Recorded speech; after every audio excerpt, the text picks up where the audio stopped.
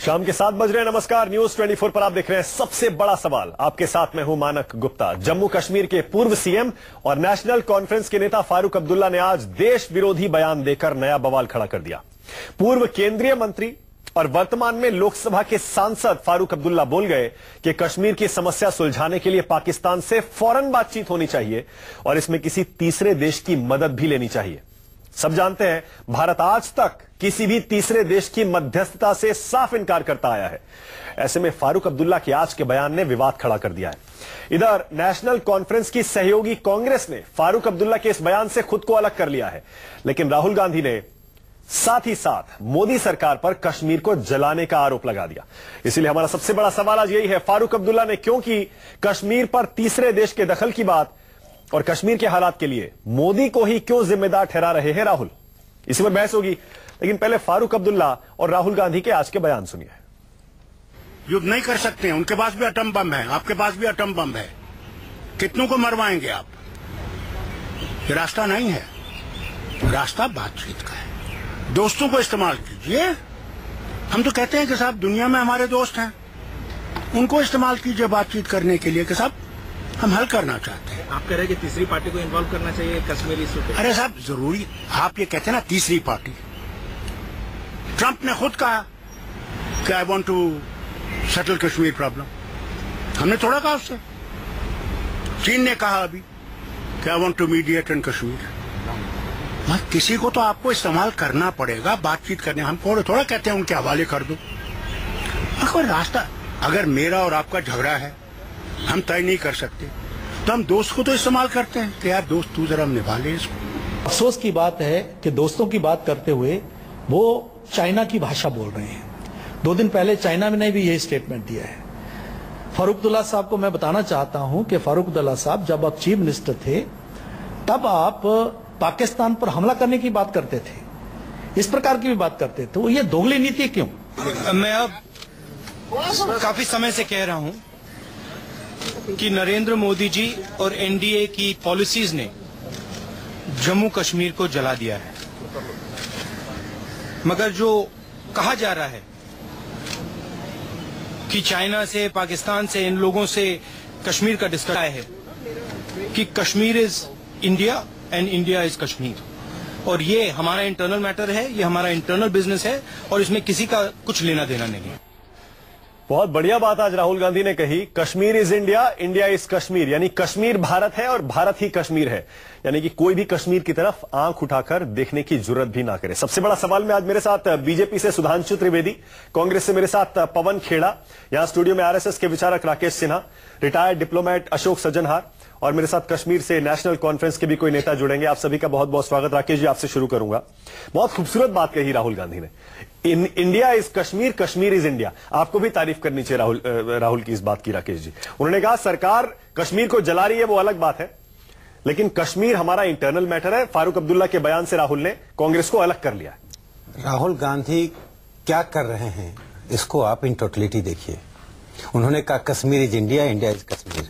उसके पीछे जो कहा कश्मीर को नरेंद्र मोदी जला रहे हैं, चीन का ग्लोबल टाइम्स भी यही कह रहा है। चीन का इन्वॉय आता है और जिस क्रिटिकल जंक्चर पर चाइना ओपनली थ्रेट कर रहा है कि या तो वापस जाओ, कब्जा करो या मारे जाने के लिए तैयार हो, इतना क्रूर मध्ययुगीन थ्रेट चाइना दे रहा है। सामान्य अवसर पर, सामान्य काल में कोई भी डिप्लोमेट से कोई भी मिल सकता है, जब क्रिटिकल आवर हो, जब सेना, देश और जनता युद्ध में घसीटा जा रहा हो चीन के द्वारा, उस वक्त राहुल गांधी चाइना के बयान के लिए राहुल गांधी को जिम्मेदार आप सुन तो लीजिए। चीन के इनवाइट से राहुल गांधी क्यों मिले थे? क्या विदेश मंत्रालय का ब्रीफिंग था उनको? बिना विदेश मंत्रालय की ब्रीफिंग का इस क्रिटिकल जंक्चर पर उस मिलना, और चीन का ग्लोबल टाइम्स यही बोल रहा है।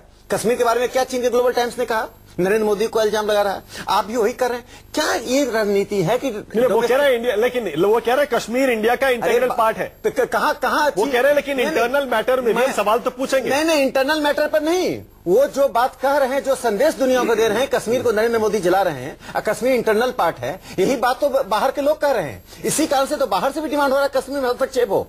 आप यह कहते हुए ये तो है ही, ये तो आप राष्ट्रीय पार्टी के आप कहेंगे Kashmir is India, India is Kashmir. नहीं, वो कह रहे हैं थर्ड पार्टी मीडिएशन कांग्रेस नहीं चाहती। कहते कुछ है, अवसर क्या दे रहे हैं मानक जी? कहना कुछ है, जो कहकर आप दुनिया को अवसर दे रहे हैं वह महत्वपूर्ण है। आपने कहा Kashmir is India, India is Kashmir, आप नहीं भी कहते तो इससे कश्मीर का पोजीशन नहीं चेंज हो जाता। आपने पूरी दुनिया में भारत के शत्रुओं को अवसर दिया है। कश्मीर को नरेंद्र मोदी जला रहे हैं, इसका अर्थ ह्यूमन राइट का वायलेशन हो रहा है, इसका अर्थ आर्मी गलत कर रही है, इसका अर्थ केंद्र की सरकार एक जुल्म कर रही है, इसका अर्थ है वहां के कथित रूप से जो अल्पसंख्यक मुसलमान हैं उनके साथ जुल्म हो रहा है। तो ये बातें, यानी कि आप राहुल गांधी के सपोर्ट का स्वागत नहीं कर रहे? राहुल गांधी सपोर्ट कर रहे हैं, थर्ड पार्टी मीडिएशन की बात फारूक अब्दुल्ला ने की, हम उनके साथ नहीं। देखिए, फारूक अब्दुल्ला तो पीओके कह दिया, पीओके के भारत के बाप का है। फारूक अब्दुल्ला जिस ढंग की रणनीति अपना रहे हैं वो तो चर्चा के विषय ही नहीं है, उन पर तो पूरे पार्लियामेंट को गौर करना चाहिए कि क्या कर रहे हैं। मैं राहुल गांधी पर कह रहा हूं, राहुल गांधी की डिप्लोमेटिक एक्टिविटी इस देश की डिप्लोमेसी के खिलाफ, इस मैंने क्या कहा, देखिए दोनों चीजों को जोड़ कर देखिए।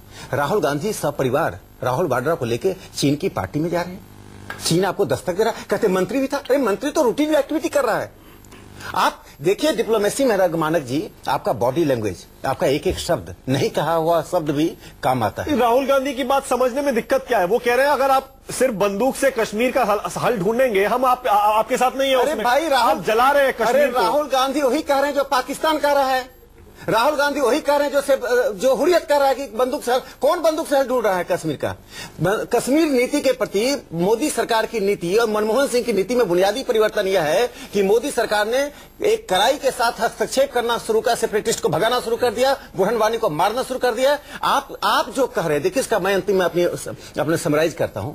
राहुल गांधी जी ने जो कहा वह भारत के शत्रुओं को वह अवसर दे रहा है जिसके कारण वो कहते हैं कश्मीर में हस्तक्षेप करना चाहिए। कृपया राहुल जी अपनी अपरिपक्वता से देश के लिए आप लायबिलिटी मत बनिए। पवन खेड़ा जवाब दीजिए।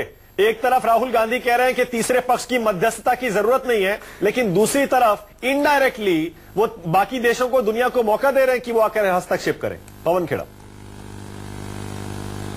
मुझे राकेश सिन्हा साहब पर थोड़ी सी दया भी आती है।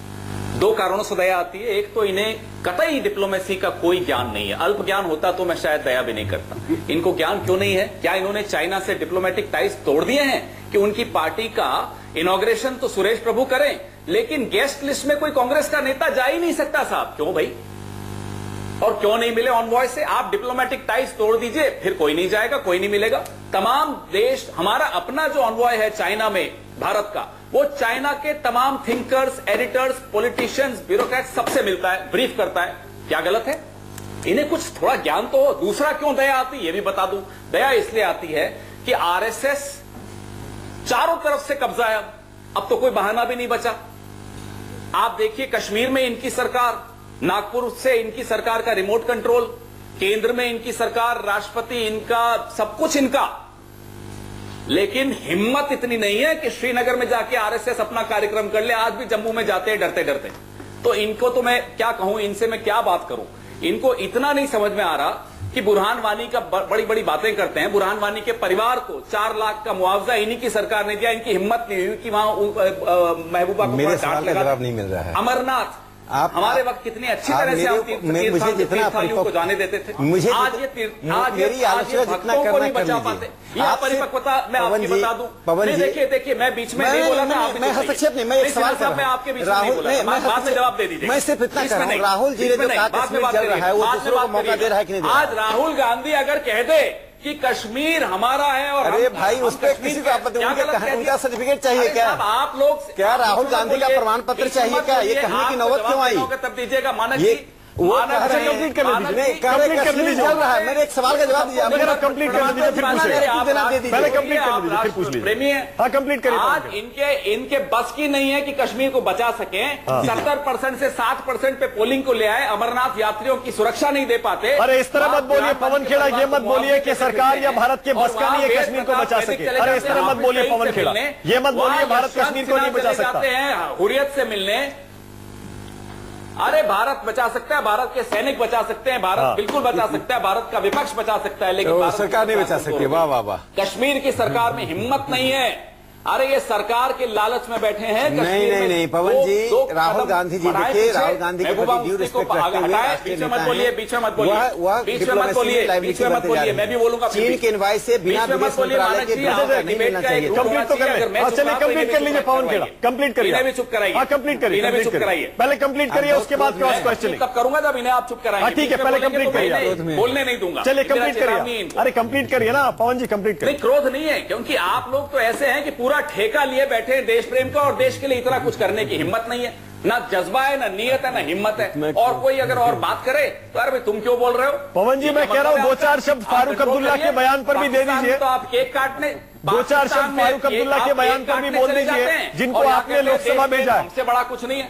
आपने फारूक अब्दुल्ला को लोकसभा भेजा, मालदीव्स, काठमांडू, श्रीलंका, सब तो आपको आंखें तरेर रहे हैं। अरे आपने महबूबा मुफ्ती के साथ सरकार बनाई। पवन खेड़ा मैं कह रहा हूँ 2-4 शब्द फारूक अब्दुल्ला पे बोल दीजिए। फारूक अब्दुल्ला जी ने गलत बोला। हाँ। हम तो खुलकर कह रहे हैं फारूक अब्दुल्ला जी ने गलत बोला। हाँ। और ये बोलते हैं महबूबा मुफ्ती गलत कर रही है, मैं मान जाऊंगा। ये बोलते हैं महबूबा मुफ्ती की ये गलतियां हैं और हम उनकी निंदा करते हैं। हम तो निंदा कर रहे हैं फारूक अब्दुल्ला। कौन सी गलती में निंदा करते हैं बताइए? गलती फिर मैं मानूंगा कि मैं आपसे चर्चा बताइए, मैं निंदा करता हूँ। आप गलती बताइए, कौन सी गलती आपका? महबूबा मुफ्ती की गलतियां मैं गिनाना शुरू करता हूँ। एक गलती बता दीजिए, मैं निंदा करता हूँ। 7% पे तो वो चुनाव को ले आई, मतदान वो देखिए, अमरनाथ यात्रा, देखिए वो गलती, बुरहान वानी को मुआवजा, 3 तो गलतियां ये बता दी मैंने। और कश्मीर के स्कूल और कॉलेज बंद, इतने वानी को मुआवजा मिला है? हमारे वक्त निर्बाध मुआवजा मिल गया है?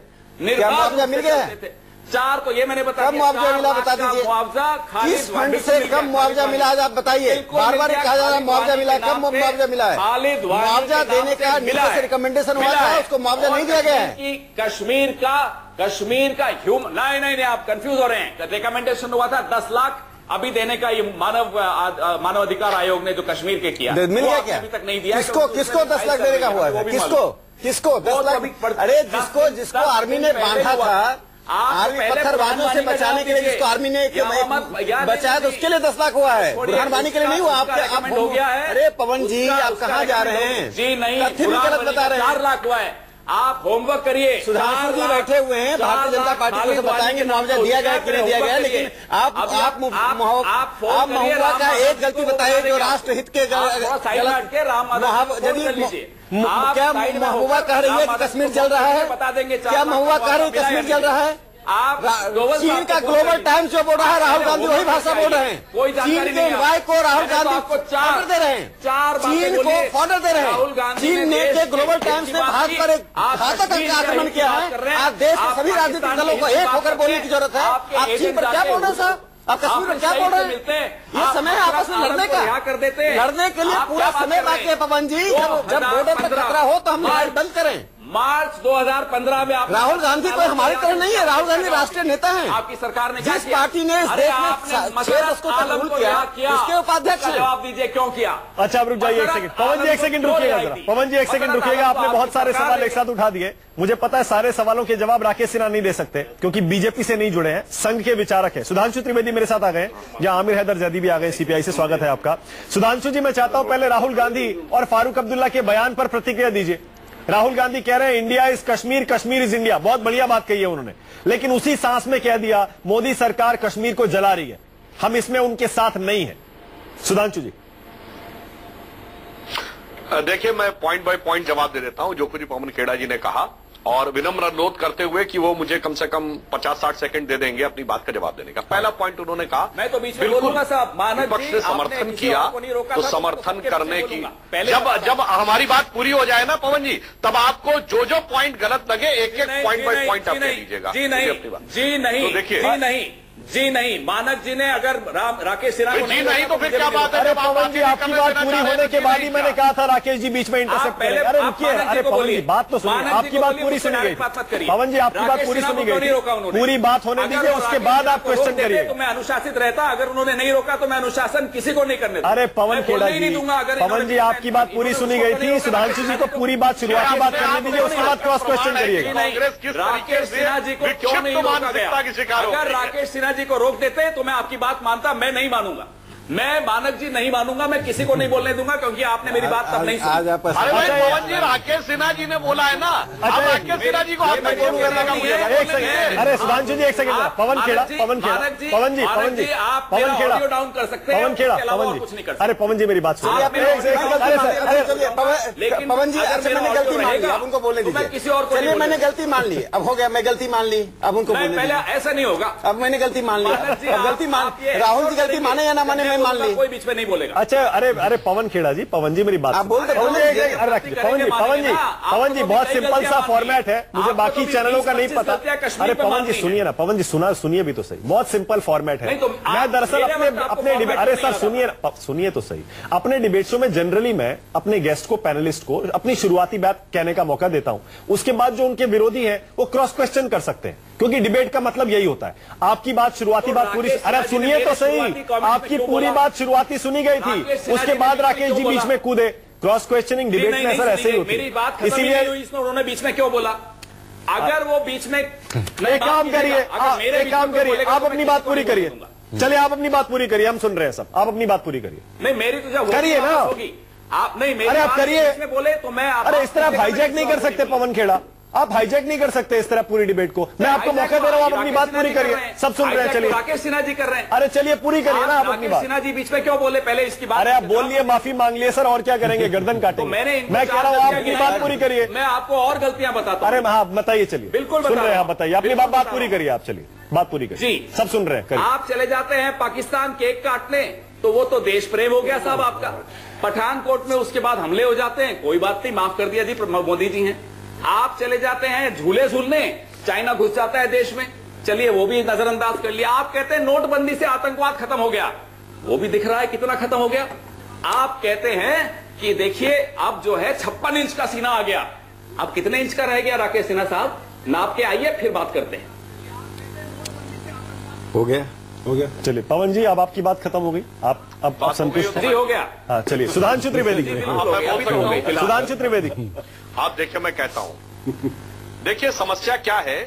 अगर विपक्ष को समर्थन करना चाहिए तो ये हमसे सीखना चाहिए। 1995 में कश्मीर के मुद्दे पर जिनेवा में जब पाकिस्तान प्रस्ताव लेकर आया था, तो उस समय तत्कालीन नेता प्रतिपक्ष अटल बिहारी वाजपेयी नरसिम्हा राव सरकार का समर्थन करते हुए प्रतिनिधिमंडल का नेतृत्व करते गए थे, और बगैर किंतु परंतु के तत्कालीन नरसिम्हा राव सरकार का समर्थन किया था, जबकि हमारा घनघोर मतभेद था कांग्रेस से। ये होता है ईमानदारी से समर्थन देना। दूसरी बात, आप चाइनीज इनवॉइस से मिलिए, हमें कोई प्रॉब्लम नहीं है, मगर हमारे मन में शंका तब उत्पन्न होती है, क्योंकि राहुल गांधी का पिछला ट्रैक रिकॉर्ड क्या है कि अगस्त 2009 में अमेरिकन इनवॉइस से मिले और कह दिया हिंदू आतंकवाद ज्यादा खतरनाक है बजाय कि जो कुछ जिहादी आतंकवाद चल रहा है। तो आपके वजह से हमारे मन में शंका होती है। तीसरी बात, आपने कहा हिम्मत की बात, तो मैं याद दिलाना चाहता हूं 1990 के बाद 10 साल तक किसी सरकारी समारोह गणतंत्र दिवस में भी श्रीनगर में झंडा नहीं फहराया जा सका। 1990 के बाद फहराया गया तो 26 जनवरी 1999 को, जब केंद्र में हमारी सरकार आ गई। और तीसरी बात, आपने कहा कि महबूबा मुफ्ती ने बुरहान वानी को, कि सरकार ने उनको कंपनसेशन दिया है। पवन खेड़ा जी, आपके विधायक हैं कश्मीर विधानसभा में, फ्लोर ऑफ द हाउस पे महबूबा मुफ्ती ने जनवरी में कहा है 2017 में कि कोई कंपनसेशन नहीं दिया गया। या तो अपना बयान वापस मानिए, गलती मानिए, या इस बात के लिए क्षमा याचना करिए कि आपने गलत वक्तव्य दिया है, क्योंकि फ्लोर ऑफ द हाउस पे सीएम का बयान है कि कोई कंपनसेशन नहीं दिया गया है। आखिरी बात, भाई राजीव गांधी जी ने, राहुल गांधी जी ने बात कही, तो ये कहने से क्या उनका वो पाप धुल जाएगा? वो वीडियो जो सही पाया गया था जिसमें नारे थे कि जंग चलेगी कश्मीर की आजादी तक ही नहीं, भारत की बर्बादी तक, जंग चलेगी अफजल हम शर्मिंदा हैं, तेरे कातिल जिंदा है। और अंतिम बात, आपने कहा कि महबूबा हमारे साथ हैं, तो उनका क्या बयान है सुनिए। एलानिया तौर के ऊपर प्रेस कॉन्फ्रेंस में उन्होंने बोला है कि जो बच्चे आर्मी के बंकर के पास जाते हैं पत्थर मारने, वो कोई दूध और डबल रोटी लेने नहीं जा रहे हैं। और जब आपके साथ सरकार थी तो महबूबा तो छोड़िए, Ghulam Nabi Azad chief minister of Congress party has rush to Delhi लौट के आए थे कि अफजल गुरु को क्षमा याचना कर दी जाए वरना कश्मीर घाटी जल जाएगी। अरे पीडीपी नेशनल कॉन्फ्रेंस छोड़िए, आपकी पार्टी ने क्या किया था ये आप देखिए। सुधांशु जी, तो मैं मेरे विचार, सुधांशु जी, मैं कह रहा हूं राहुल गांधी ने गलत क्या कहा। सुधांशु जी, राहुल गांधी कह रहे हैं India is Kashmir, Kashmir is India, लेकिन सरकार की नीतियों से कश्मीर जल रहा है। सुधांशु जी, इसमें गलत क्या है? क्योंकि आप ही कहते हैं कि आप आयरन हैंड से कश्मीर की आतंकवाद को खत्म करेंगे और वहां से रेपरकशन हो रहा है, रिएक्शन भी हो रहा है, कश्मीर जल रहा है। क्या आप इससे भी सहमत नहीं है क्या? देखिए, मैं एक बात कह रहा हूं, निश्चित रूप से कश्मीर के हालात गंभीर हैं, परंतु यह बताइए कश्मीर क्या 2014 से जल रहा है? 2014 के बाद तो परिवर्तन आने शुरू हुए हैं। मोदी जी पहले प्रधानमंत्री थे जिन्होंने अपनी दिवाली जाके कश्मीर में मनाई। पहली बार हुर्रियत के नेताओं को बात करने से रोका गया पाकिस्तान से। पहली बार भारत सरकार ने कोई बात नहीं की हुर्रियत के नेताओं से। अगर ईडी और एनआईए की कार्रवाई हो रही है तो हमारे जमाने में पहली बार हो रही है। उससे पहले क्या क्या था?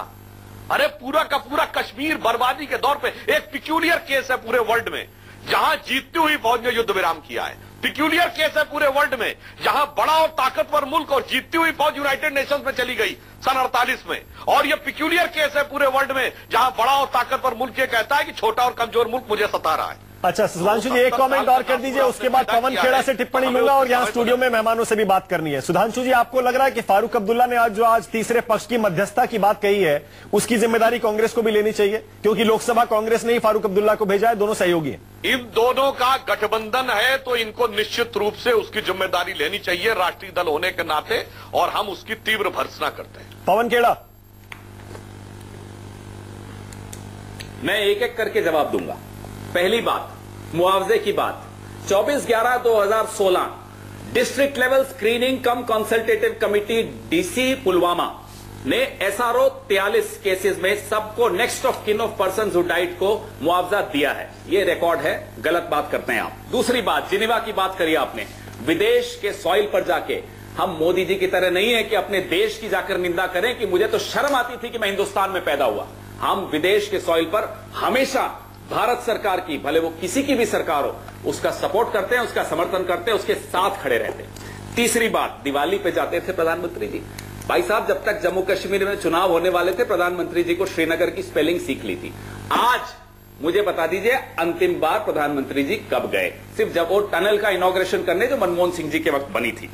आप बात करते हैं कि आपने तिरंगा फहराया कर्फ्यू लगा के, तो मैं आप बताइए कहां तिरंगा? कर्फ्यू लगा के तो नागपुर के हेडक्वार्टर पे भी तिरंगा फहराया जा सकता था जब आप उस तिरंगे के खिलाफ थे।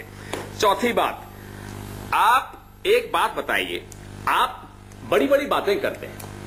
राहुल गांधी के जो दादा थे नेहरू जी, अगर नेहरू जी ने कश्मीर की नीति उनकी गलत होती तो आज कश्मीर आपके पास ही नहीं होता। हम वो पार्टी हैं जिन्होंने बांग्लादेश अलग कर दिया था पाकिस्तान से। तो आप हमें अपना 56 इंच और अपनी मसल्स मत दिखाइए। हम बिना दिखाए काम करते हैं, हम बिना बड़ी बड़ी बातें किए काम करते हैं। आज आपसे एक पड़ोसी मुल्क नहीं संभल रहा। आज काठमांडू, नेपाल और हिंदुस्तान के बॉर्डर पे पहली बार ऐसा हुआ इन 3 सालों में कि गोली चली और एक हिंदुस्तानी मारा गया। ये आपकी विदेश। ठीक है पवन जी, तो आपको जब कोई एक्सपोज होने लगते हैं तो आप सीधा नेहरू जी के पीछे छिप जाते हैं, जाकर गांधी परिवार के पीछे छिप जाते हैं। कांग्रेस की 70 साल का इतिहास गिना।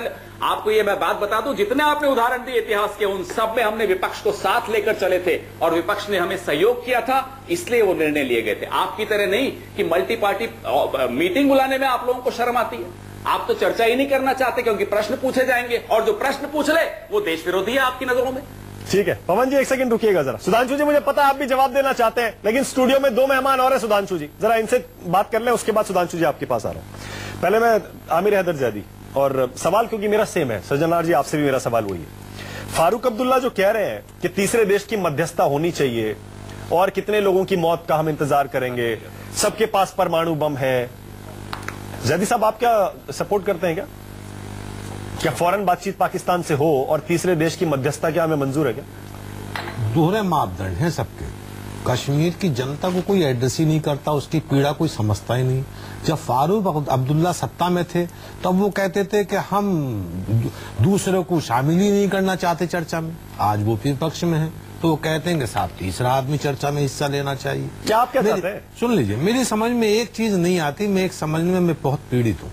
हम कहते हैं कश्मीर हमारा अभिन्न अंग है, कश्मीर हमारा हिस्सा है, हमारा सर का ताज है, तो कश्मीर की अवाम हमारी सर की ताज ही नहीं नजर आती। हम पाकिस्तान से बात करने तो दौड़ लगा देते हैं, कश्मीर की आवाम से बात ही नहीं करना चाहते। कौन सी आवाम से? सरकार आवाम नहीं हुई, कौन सी आवाम से बात करने की आप बात कर रहे हैं? हुर्रियत से?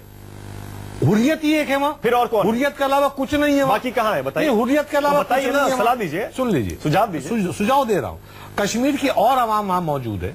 कश्मीर के अवाम से हर फर्द बशर से बात होनी चाहिए कि यहाँ शांति क्या हो सकती है, इन तुम्हारी पीड़ा क्या हो सकती है। मैं तो कश्मीर की पाकिस्तान से बात करने का ही विरोधी हूँ कि कश्मीर से क्यों पाकिस्तान से क्यों बात की जा रही है जब हम ये कहते हैं हमारा अभिनंग है, या तो हम यहाँ झूठ बोल रहे हैं। जरी साहब एक सवाल आप जी, क्या ISIS का जो झंडा फहरा रहे हैं, जिनको बार बार अपील किया जाता है आपसे पीसफुल प्रोटेस्ट कीजिए, लेकिन मस्जिद से बाहर आकर अयूब पंडित की किलिंग करते हैं, पत्थर फेंकते हैं, उनसे बात करने की बात करते हैं। सरकार उनसे भी कहता है संविधान के अंदर बात कीजिए, वो तो सब बात के बाद भी ISIS का झंडा लेकर आते हैं और आर्मी पर पत्थर चलाते हैं। बताइए किससे बात की जाए? हुर्रियत से तो बात नहीं करनी।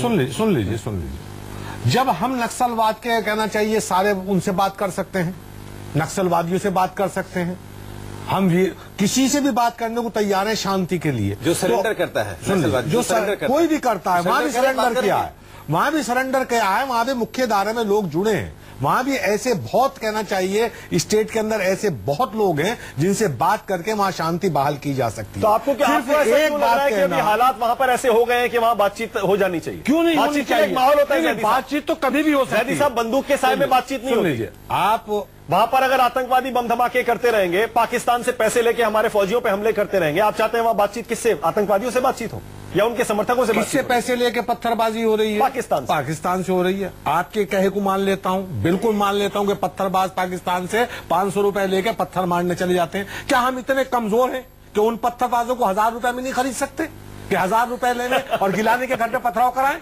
हम 1000 रुपए 1500 रुपए देके यासीन मलिक के घर पे पथराव कराएं? हम वो नहीं करना चाहते। ये बात हमारी पॉलिसी ही सुन लीजिए, हमारी पॉलिसी में कहीं झोल है।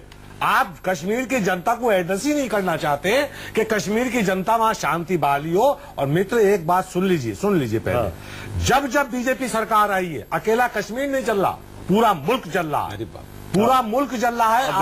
अब आप रोटियां मत सेकिए, आप रोटियां मत सेकिए। अब देखिए, मैं रोटी नहीं सेकता। आप कश्मीर के बहाने देखिए कहीं और रोटियां सेकने लगते हैं। रोटी नहीं सेक रहा। अच्छा देखिए, आपके बाजू में अशोक जी बैठे हैं। एक मिनट सुन लीजिए, राकेश सिन्हा साहब यहाँ बैठे, इनके ऊपर ज्यादती हुई, बंगाल सरकार ने इनके ऊपर केस दर्ज किया, मैंने उसकी भी मजम्मत की है। मैं हर घटिया राजनीति की मजम्मत करता हूँ, मैं पॉलिटिकल आतंकवाद की मजम्मत करता हूँ, धार्मिक आतंकवाद की मजम्मत नहीं, ठीक है ये इसके लेकिन कश्मीर की जनता को एड्रेस ही नहीं किया जाता है कि वो क्या है। ठीक है, अब अशोक जी की बात सुनिएगा सर। एक एग्जाम्पल दे रहा हूँ, एक मीडिया चैनल हाउस के अंदर एक कश्मीरी युवक काम करता है, मेरे साथ अक्सर डिबेट में जाता है, जामिया नगर में रहता है। मैंने उससे कहा कभी आके चाय पीजिए भाई जब यहाँ रहते हो। उन्होंने सर आप मुझे नहीं जानते। भाई कैसे नहीं जानता, आप रोज मेरे साथ जाते हैं, कभी भी जाते हैं। उन्होंने नहीं सर आप पूरा नहीं जानते, मैं कश्मीरी हूँ। तो कश्मीरी आदमी हमसे जुड़ने को इसलिए तैयार नहीं है कि उस पर शक किया जा रहा है हर तीसरे कश्मीरी को। चलिए खैर, तो ये हालात बना दिए हैं। बहुत पुरानी समस्या है, आज की समस्या नहीं। कश्मीर की जनता का विश्वास बहाल करने ये बात सही कह रहा है, हमारी है, कश्मीरियों की नहीं है। बिल्कुल सही। अशोक जी जरा मुझे एक बात बताइए, अब जो फारूक अब्दुल्ला कह रहे हैं कि तीसरे देश को हमें उसकी मदद लेनी चाहिए, अगर हम पाकिस्तान चाइना से बात कर सकते हैं तो पाकिस्तान से बात क्यों नहीं कर सकते? और ट्रंप खुद ऑफर दे चुके हैं। आपको लग रहा है कि ये इंडिया की ऑफिशियल लाइन से जो हमेशा से रही है एकदम उलट लाइन है, और क्यों? जी अगर आप मुझे इजाजत दें मानिक जी, पहले अगर मैं इसके बारे में कहते हुए, ये जो साहब ने अभी कहा है, जो कश्मीर के जो लोग हैं जो यहाँ पर वो जाते हैं टीवी चैनल्स वगैरह में, उन्होंने कहा जो मैं कश्मीर का हूँ इसीलिए आपके साथ चाय पीने नहीं बैठ सकता हूँ। मैं आपको बताऊं मेरा अपना तजुर्बा क्या है। जो यहाँ पर मेरे विचार से अभी कुछ सालों से सरकार ने ऐसे बहुत से प्रोग्राम चालू किए हैं जिसमें कि कश्मीर के युवतियों को यहाँ पर बुलाया जाता है, उनको ट्रेनिंग दी जाती है। और मैंने स्वयं वहां पर जाकर, मुझे इनवाइट किया गया है लेक्चर देने के लिए, जो आप यूपीएससी एग्जाम्स में आप बैठिए और वहां पर कैसे कई साल पहले की आप बात बता रहे हैं? इस साल की बता रहा हूं। इस साल की जी। और इसमें इतना ज्यादा इजाफा हुआ है, इतने ज्यादा लोगों को इतनी सहूलियत दी जा रही है। मेरे विचार से हमको करंट इंफॉर्मेशन लेना चाहिए, ये नहीं जो अगर किसी एक आदमी के जहन में ये बात हो जो मैं कश्मीरी हूं। अब आते हैं जो थर्ड पार्टी मीडिएशन। हाँ, थर्ड पार्टी मीडिएशन मेरे विचार से बहुत ही इररिस्पॉन्सिबल और बहुत ही गैर जिम्मेदाराना, एंटी नेशनल। हाँ, एंटी नेशनल भी मैं कहूंगा, क्योंकि देखिए हमारा जब भी हमने इस तरफ से कदम ऐसा उठाया है हमको मुंह की खानी पड़ी है। 1900 आप देखिए 47-48 में जब पंडित नेहरू इसको केस को अपने को लेकर गए थे कश्मीर में, तो वहां पर क्या हमको वहां से मिला। हम चाहते थे यूनाइटेड नेशंस हमारी तरफ आएगा और पूरा कश्मीर हमको मिल जाएगा। हम देख रहे हैं जो पाकिस्तान ऑक्यूपाइड कश्मीर 1/3 उसमें से चला गया पाकिस्तान में। पाकिस्तान ने उसका एक हिस्सा चीन को भी दे दिया है, तो उसका हमको क्या उसका फल हमको भोगना पड़ा है। दूसरा, जब 1965 की लड़ाई हुई तो तब भी हमारे बहुत अभिन्न मित्र थे सोवियत संघ, और उन्होंने कहा जो आप आइए यहाँ पर और हमसे बातचीत करिए। उसका क्या नतीजा रहा हमारे लिए, उसमें भी जो भी हमने यहाँ से वेस्टर्न सेक्टर में जो भी हमने जमीन ली थी, जो भी सैनिकों को उनके बंदी बनाया था, सबको हमको रिहा करना पड़ा। शास्त्री जी को खो दिया। शास्त्री जी को वहां पर 1966 11 जनवरी को उनको वहां पर निधन हो गया ताशकंद में, जहां पर की बातचीत हो रही थी।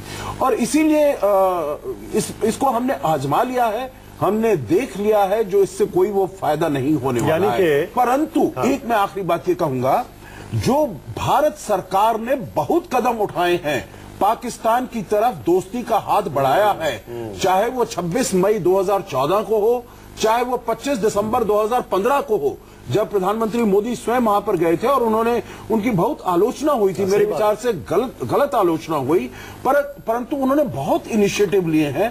परंतु जब भी वो दोस्ती का हाथ बढ़ाते हैं, उधर से वो धोखा मिलता है, वो तो उनकी फितरत में है। जी, तो तब हम वो नहीं कर सकते। मेरे साथ सुधांशु जी आ रहा हूं, लेकिन नासिर असलम वानी जुड़ गए नेशनल कॉन्फ्रेंस के। नासिर भाई सुन रहे हैं क्या?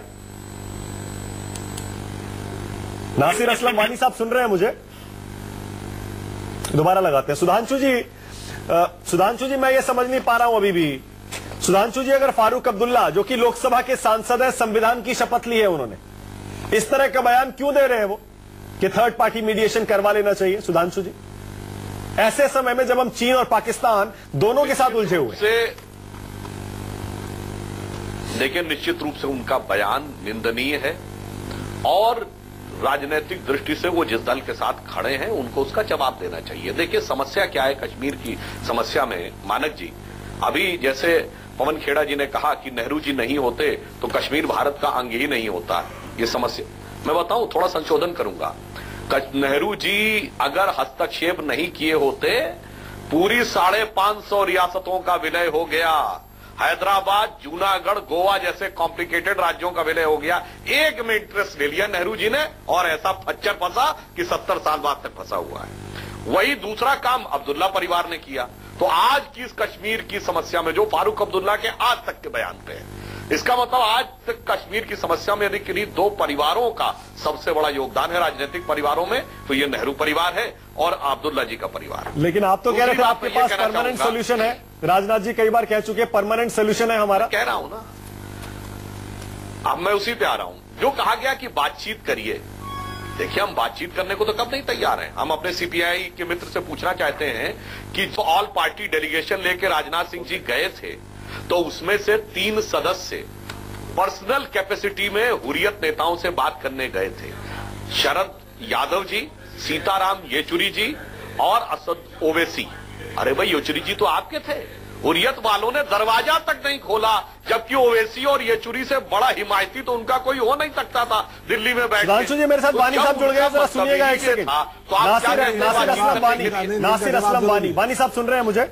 जवाब जरूरी है। वानी साहब सुन रहे हैं? वानी साहब, अगर हमारा कोई छोटा बच्चा नाराज मनाने जाएंगे तो हम पे नाराजगी दिखाएगा। अच्छा, उसका अरे जैदी साहब, उसके नासिर असलम वानी साहब सुन रहे हैं मुझे? मुझे समझाएं कि तू यहाँ नाराज है, तुम्हारी यहाँ गलती है। कश्मीर से वानी साहब है, जैदी साहब सुनिए जरा। वानी साहब ये बताइए, फारूक अब्दुल्ला साहब ने ऐसा देश विरोधी, ऐसा एंटी नेशनल बयान क्यों दिया है कि पाकिस्तान से फौरन बातचीत करो और उसमें किसी तीसरे देश को शामिल कर लो? ये एंटी नेशनल नहीं है क्या? मैं पहले तो मैं आपसे ये गुजारिश करूं कि आपको ये किस नजरिए से देश के खिलाफ बात लगती है। उन्होंने ये कहा कि फैसिलिटेशन के लिए अगर कोई दोस्त आके झगड़े का हल ढूंढ सके, उसमें क्या मुश्किल बात है? वानी साहब, आपको क्या वानी साहब, पहले मेरी बात सर, आपने कहा मुझे उसमें क्या एंटी नेशनल लगता है, मैं आपको बता देता हूँ। इंडियन गवर्नमेंट का स्टैंड आपको हमेशा से मालूम है ना? कोई भी थर्ड पार्टी मीडिएशन के लिए इंडिया कभी तैयार नहीं होगा कश्मीर पे। और आप कह रहे हैं कि इंडिया के स्टैंड से अलग Farooq Abdullah third party mediation बुला रहे हैं। एंटी नेशनल नहीं बुलाया है, अगर आपने बुलाया है, सवाल भी किया तो जवाब भी सुन लीजिए। जी हाँ, दीजिए। जब करगिल की जंग छिड़ गई थी, क्या उस वक्त बिल क्लिंटन ने नवाज शरीफ को अपने व्हाइट हाउस बुला के मसले का हल नहीं ढूंढा? लेकिन इंडिया उसमें शामिल नहीं हुआ था। इंडिया उस मीडिएशन में शामिल नहीं था। नवाज शरीफ खुद गए थे अमेरिका 4 जुलाई को इंडिपेंडेंस डे पर और दरियाफ्त की थी जो हमको बचा लो। लेकिन मसले का हल तो निकला। मसले का हल नहीं, पाकिस्तान जाए, पाकिस्तान जाए, किसी को करवा रहे हैं उनके पास, पाकिस्तान चला जाए रसिया के पास, अमेरिका के पास, हमें क्या आपत्ति है? हम हल दे दीजिएगा। देखिए उसमें तो मैं कुछ नहीं कह सकता, लेकिन जहाँ तक फैसिलिटेशन की बात है, अगर दो भाइयों में भी झगड़ा होता है तो कोई दूसरा दोस्त आके बात करने का सिलसिला शुरू करे तो क्या? भाइयों में होता है, शत्रु है। पाकिस्तान आपका शत्रु है। पाकिस्तान भाई मत मानिए। पाकिस्तान आपका पीओके कब्जा किए हुए है, आतंकवाद को भेज रहा है, आतंकवादियों को भेज रहा है। हमने ये बात भी समझनी चाहिए कि 4 जंगें इसी मसले पे आज तक हमने लड़ी हुई हैं, आज तक हल नहीं निकला। बराह रास्त इसका जो ताल्लुक है हम लोगों पे है, जम्मू कश्मीर की आवाम पिसती है इसमें।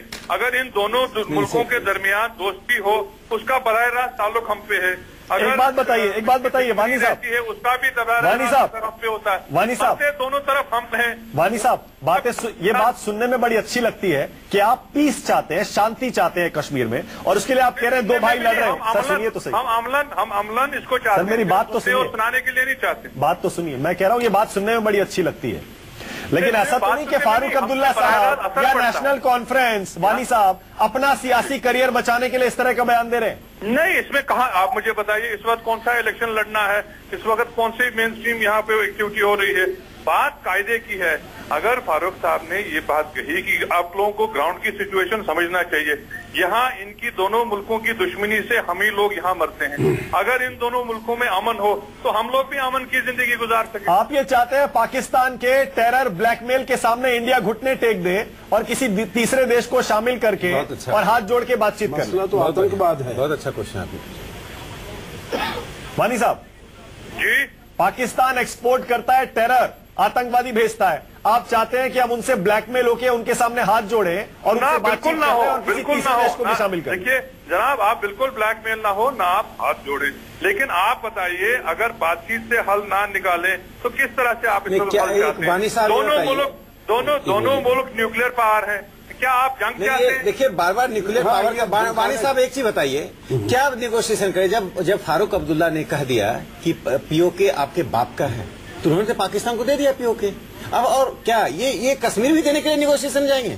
अगर फारूक अब्दुल्ला ये कहते कि पीओके लेकर रहेंगे और तब नेगोशिएशन की बात करते तो उनकी बात में कोई दम हो, पहले बोलते थे ऐसा। देखिए साहब, आप तो बिल्कुल कंक्लूजन पे आ गए, आप तो लेने देने की बात पे आ गए कि पीओके आपने ये मैं नहीं, फारूक अब्दुल्ला ने कहा कि पीओके आपके बाप का है, भारत को उन्होंने कहा। अभी तो इब्तिदा है, देखिए ना, बातचीत की अभी कोई शुरुआत तो हुई नहीं। आप किस बात पे नेगोशिएट करें, वो कोई फैसला तय तो नहीं हुआ। एक उन्होंने मशवरा दिया कि इस मसले को आप 70 साल से हम लटका के रखे हुए हैं, 27 साल से हम मिलिटेंसी से जूझ रहे हैं, कहीं तो हमको भी अच्छा ये यू टर्न क्यों मार रहे हैं वानी साहब?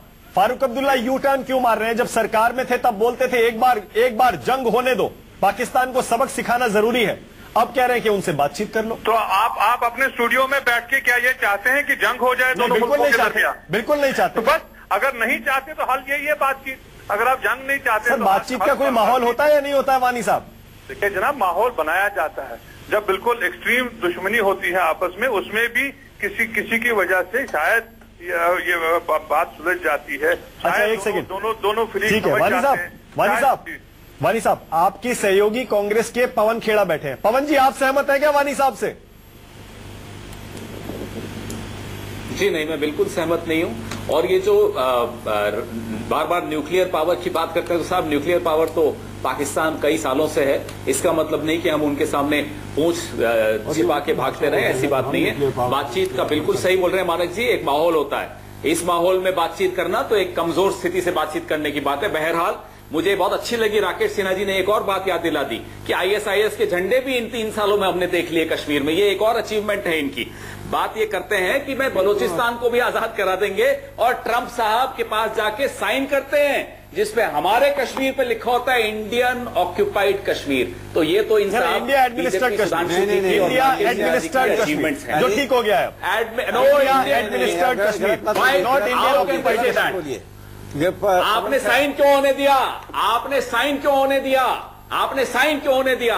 इंडिया ऑक्यूपाइड कश्मीर, ये है इनकी कमिटमेंट, ये है इनकी समझ, और ये है इनकी हमारा काम है खंडन करना। हम अमेरिका की और एक और बात नहीं, खत्म नहीं हुई। एक मिनट, आखिरी पॉइंट है मेरा। हाँ, बोलिए मानक जी, एक आखिरी पॉइंट है। दोनों राकेश सिन्हा जी और सुधांशु जी हुर्रियत की माला जप रहे हैं। बदलते क्यों नहीं है एजेंडा फॉर एक्शन, जो पीडीपी और बीजेपी सरकार का गाइडिंग डॉक्यूमेंट है, जो इनकी भगवत गीता, कुरान और बाइबल है, उसमें हुर्रियत का नाम आज तक तो नहीं हटा पाए। क्यों नहीं हटाते? हटाइए पहले, फिर बात करिए हुर्रियत के खिलाफ। आपकी सरकार है। सुधांशु जी, देखिए, मैं पॉइंट बाय पॉइंट जवाब देता हूं। हुर्रियत के नेताओं मैं कहना चाहूंगा कि पवन खेड़ा जी की सरकार के जमाने में वो भारत की व्यवस्था के दामाद बन के बैठे हुए थे। अगर पहली बार कार्रवाइयां हो रही हैं तो इन्हीं के हमारे जमाने में ना हमने बात करने दी, ना हमने बात की, और हमने उन पे कार्रवाई भी की। और जो लोग कहते हैं बात करनी चाहिए, वो बच्चे अगर भटक, अरे जो लोग पाकिस्तान से पैसा लेकर बच्चों को भड़काने का काम करते हुए सरेआम टीवी कैमरा पे पकड़े गए, उन्हें क्या लेजिटिमेट स्टेक होल्डर माना जा सकता है? इसलिए पहली बार अगर देश के इतिहास में एनआईए की कार्रवाई, ईडी की कार्रवाई हुर्रियत पे हुई है तो हमारी सरकार के जमाने में हुई है। दूसरा मैं कहना चाहूंगा, जो आपने कहा वो पाकिस्तान इंडियन कश्मीर की बात करते हैं, अरे भाई वो तो आपके गुलाम नबी आजाद जी ने लखनऊ में प्रेस कॉन्फ्रेंस की थी, कांग्रेस की प्रेस कॉन्फ्रेंस में इंडियन ऑक्यूपाइड कश्मीर लिखा हुआ था, उसकी वो तो बात छोड़ दीजिए। तीसरी बात न्यूक्लियर पावर की, देखिए अंतर्राष्ट्रीय मंच की बात हो रही है, सोचे वो बहुत धमकी दे देगा तो वो काम इतना आसान नहीं है। और अंत में एक बात कहूंगा, जो लोग कश्मीर के लिए कहते हैं ना कि उस पर बात होनी चाहिए टोटल सबको साथ में लेकर, तो फारूक अब्दुल्ला साहब हो या कोई दूसरा हो, मैं कहना चाहता हूं तथाकथित जनमत संग्रह, जो तथाकथित प्लेबिसाइट है ना, उसकी शर्त क्या थी कि पूरा कश्मीर भारत के पास हो, भारत के कंट्रोल में हो। वो आप दीजिए भारत के कंट्रोल में, जो चाइना को दिया है उसको भी पाकिस्तान हमको कंट्रोल में दे, और पाकिस्तान ऑक्यूपाइड कश्मीर में जो डेमोग्राफिक चेंज किया है वो भी चेंज किया जाए, और हमारे कश्मीरी पंडित भी वहां पे जाएं, उसके बाद कोई बात करने की बात कहे तो है।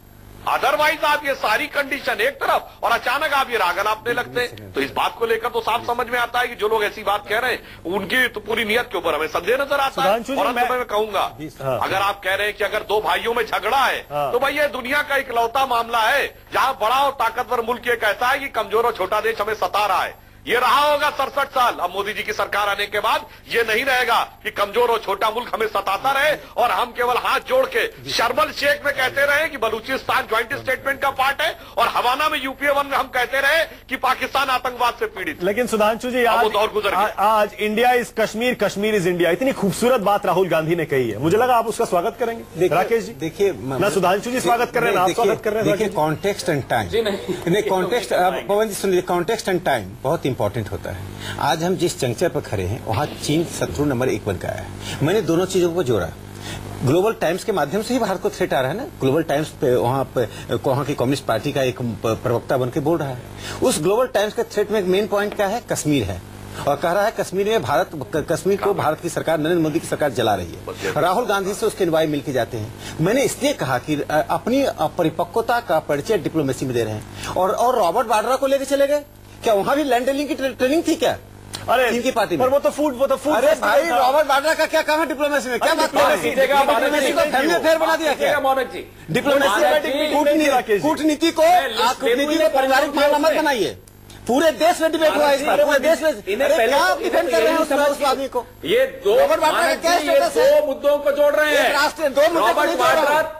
रॉबर्ट वाड्रा उस कार्यक्रम में थे, राहुल गांधी ने पूरी दुनिया में भारत के शत्रुओं को मौका दे दिया है कि भारत में विपक्ष का नेता वही कह रहा है जो पाकिस्तान और चीन कर रहा है। आप ग्लोबल टाइम्स की भाषा बोलना बंद कीजिए। कश्मीर नहीं चल रहा है। 3-3.5 जिलों की समस्या है, जिस दिन आर्मी को फ्री दीजिएगा 24 घंटे में कश्मीर का समाधान बोल रहा है। 24 घंटे में अज्ञान क्या हो सकता है? भारत की सभी पार्टियां एक हो जाए, 24 घंटे में कश्मीर के आतंकवाद खत्म होगा। इतना महान आर्मी चीफ ने कहा, आर्मी चीफ ने कहा, वामपंथी पार्टी ने सर पे उठा लिया।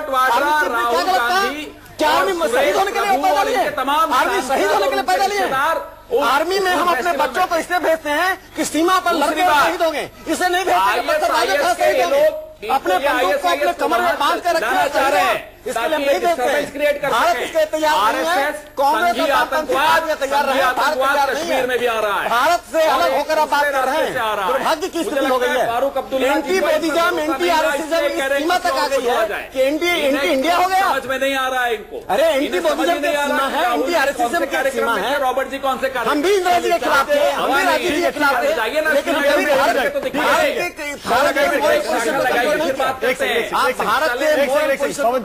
पवन जी एक सेकंड, ये देखिए राजनीतिक बहस देश के अंदर होती रहे, इस पर कोई दिक्कत नहीं है, लेकिन क्लोजिंग कमेंट में आप दोनों से पहले अशोक जी आपसे, राहुल गांधी के बयान में आपको वाकई कुछ गलत दिखता है जब वो ये कह रहे हैं कि India is Kashmir, Kashmir is India. हम पूरी तरह से ये मानते हैं कि थर्ड पार्टी मीडिएशन नहीं होना चाहिए, हमारा अटूट हिस्सा है, लेकिन इंटरनल पॉलिसी सरकार की गलत है। क्या ये हक है ऑपोजिशन लीडर को सवाल उठाने का?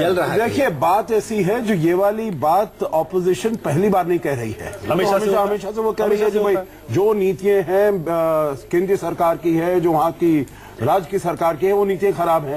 परंतु उसमें देखिए बहुत ही मेरे विचार से बहुत ही पॉलिटिकल स्टेटमेंट है, और पॉलिटिकल स्टेटमेंट इसलिए है क्योंकि जो वहां पर गलतियां, जो वहां पर ये वायलेंस हो रहा है, वो सब आतंकवाद की वजह से हो रहा है, वो बाहर से आ रहा है। तो आप खाली ये कहें जो यहाँ पर ये जल रहा है, पर जल क्यों रहा है? जल इसलिए रहा है क्योंकि वहां पर पाकिस्तान से आ रहा है आतंकवाद। और जब वो अमेरिका भी गए थे, चाहे वो सैयद सलाहुद्दीन हो या कल की जो रिपोर्ट आई है अमेरिका से, उन्होंने कहा जो पाकिस्तान वहां पर आतंकवादियों को पनाह दे रहा है। तो ये सब पूरा अगर वो कहें तो बात कुछ बनती है, परंतु केवल ये कहना कि वो जला रहा है तो वो काफी नहीं बनता। यानी कि कुल मिलाकर देखिए ना, पाकिस्तान के फ्रंट पे जो कामयाबियां मिल रही है भारत को, हाँ वो भी देखनी चाहिए। जरूरी कहना चाहूंगा सिर्फ ये कहना कि जल रहा है कश्मीर और सरकार फेल हो रही है, देश फेल हो रहा है, ऐसे नहीं देखिए सुन लीजिए, राकेश सिन्हा साहब वामपंथियों पे उंगली उठा रहे हैं। ये तो अमेरिका से लेकर जापान तक, चीन तक कहीं चले जाए, अगर हम इनकी कोई बात करते हैं तो आप कहते हैं कि आप राजनीति कर रहे हैं।